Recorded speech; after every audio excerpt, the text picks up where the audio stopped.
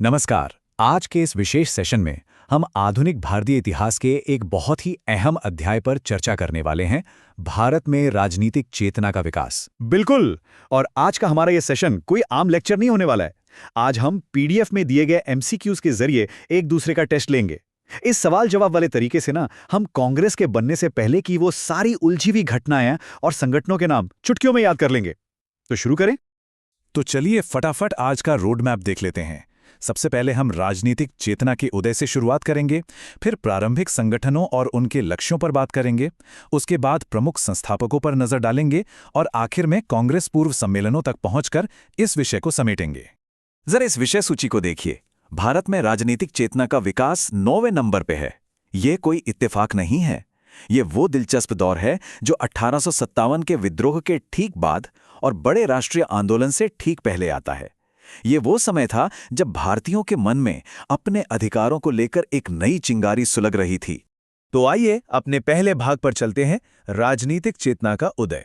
हम सबको अक्सर लगता है कि अचानक से एक दिन इंडियन नेशनल कांग्रेस बन गई, है ना? पर असल में ऐसा नहीं है। कांग्रेस तो बस एक पेड़ थी जिसके बीज इन शुरुआती छोटे छोटे क्षेत्रीय संगठनों ने बहुत पहले ही बो दिए थे। एकदम सही कहा। तो चलिए इसी के साथ भाग 2 यानी प्रारंभिक संगठन और लक्ष्य की ओर बढ़ते हैं, और यहीं से शुरू होता है हमारा आज का पहला क्विज चैलेंज। तो मेरा पहला सवाल ये रहा, कलकत्ता में लैंड होल्डर्स सोसाइटी की स्थापना आखिर किसके द्वारा की गई थी? विकल्प हैं ए द्वारिकानाथ टैगोर, बी पी आनंद चार्लू, सी तारकनाथ दास या फिर डी एन.एम. जोशी। थोड़ा सोचिए। ओके, चलिए इसे डिकोड करते हैं। इसका एकदम सही जवाब है ए द्वारकानाथ टैगोर। साल 1838 में कलकत्ता में द्वारकानाथ टैगोर ने ही इस लैंड होल्डर्स सोसाइटी की नींव रखी थी। और पता है, इसे भारत में संगठित राजनीतिक प्रयासों की पहली सीढ़ी माना जाता है। अब मेरी बारी। इसी से जुड़ा एक और बड़ा ही दिलचस्प सवाल है। ये बताइए कि इस लैंड होल्डर्स सोसाइटी की स्थापना मुख्य रूप से किसके फायदे के लिए की गई थी? ऑप्शंस हैं ए किसान, बी जमींदार, सी शिल्पकार या डी उपर्युक्त सभी। हा, इसका जवाब तो चीख चीख कर इसके नाम में ही छिपा है। ऑप्शन बी जमींदार। लैंड होल्डर्स का सीधा सा मतलब ही होता है जमीन के मालिक। ये संगठन मुख्य रूप से जमींदारों के हितों और उनके भूमि अधिकारों को बचाने के लिए बना था।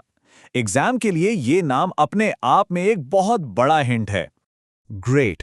अब बढ़ते हैं भाग 3 की तरफ, प्रमुख संस्थापक और नेता।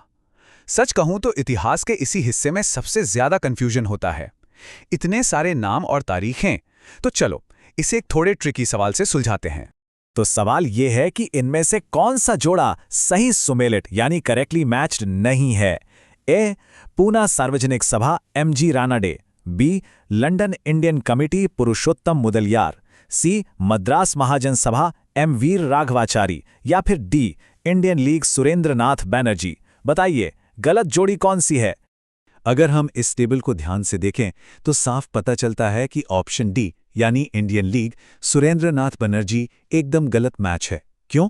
क्योंकि इंडियन लीग की असल में स्थापना 1875 में शिशिर कुमार घोष ने की थी। बाकी सारे ऑप्शंस जैसे एम.जी. रानाडे की पूना सार्वजनिक सभा बिल्कुल परफेक्ट मैच है। इस तरह एलिमिनेशन टेक्निक हमेशा काम आती है। बिल्कुल। अब हम आ गए हैं भाग 4 पर, कांग्रेस पूर्व सम्मेलन। ये हमारी आज की चर्चा का क्लाइमैक्स है। यहीं पर हम साफ तौर पर देखते हैं कि कैसे वो बिखरे हुए क्षेत्रीय संगठन अब एक बड़ा राष्ट्रीय स्वरूप लेने की ओर बढ़ रहे थे। तो इस क्लाइमैक्स का मेरा आखिरी सवाल ये रहा, पहला इंडियन नेशनल कॉन्फ्रेंस कब आयोजित हुआ था? आपके विकल्प हैं ए 1881, बी 1882, सी 1883 या डी 1884। इस खास कॉन्फ्रेंस को याद रखना बेहद जरूरी है क्योंकि यही वो कदम था जिसने 1885 में भारतीय राष्ट्रीय कांग्रेस की जमीन तैयार की। एकदम परफेक्ट। इसका सही उत्तर है सी 1883। सुरेंद्रनाथ बनर्जी के नेतृत्व में 1883 में कलकत्ता में यह पहला इंडियन नेशनल कॉन्फ्रेंस हुआ था। इतिहास पढ़ते समय इन तारीखों का पैटर्न पकड़ना एग्जाम के लिए बहुत ही मददगार साबित होता है। तो यहाँ सबसे दिलचस्प बात यह है, अगर हम इस टाइमलाइन को देखें तो चीज़ें एकदम शीशे की तरह साफ हो जाती हैं।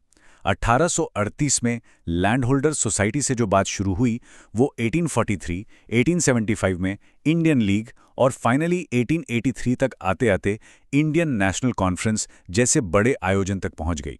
ये क्रोनोलॉजी साफ दिखाती है कि दशकों से चला आ रहा ये राजनीतिक मोमेंटम कितनी तेजी से अपनी मंजिल की तरफ बढ़ रहा था। बिल्कुल, और इन सब ने मिलकर आखिरकार इतिहास की धारा ही बदल दी। तो आज के इस सेशन को खत्म करते हुए हमारे सामने एक बहुत ही दिलचस्प सवाल खड़ा होता है कि कैसे इन अलग-अलग बिखरे हुए क्षेत्रीय गुटों ने उस महान और एकजुट राष्ट्रीय आंदोलन का रास्ता तैयार कर दिया जो इसके ठीक बाद शुरू हुआ। इस पर जरूर विचार कीजिएगा, क्योंकि यही हमारे अगले अध्याय को समझने की सबसे बड़ी कुंजी है। आज की इस चर्चा में हमारे साथ जुड़ने के लिए बहुत बहुत धन्यवाद।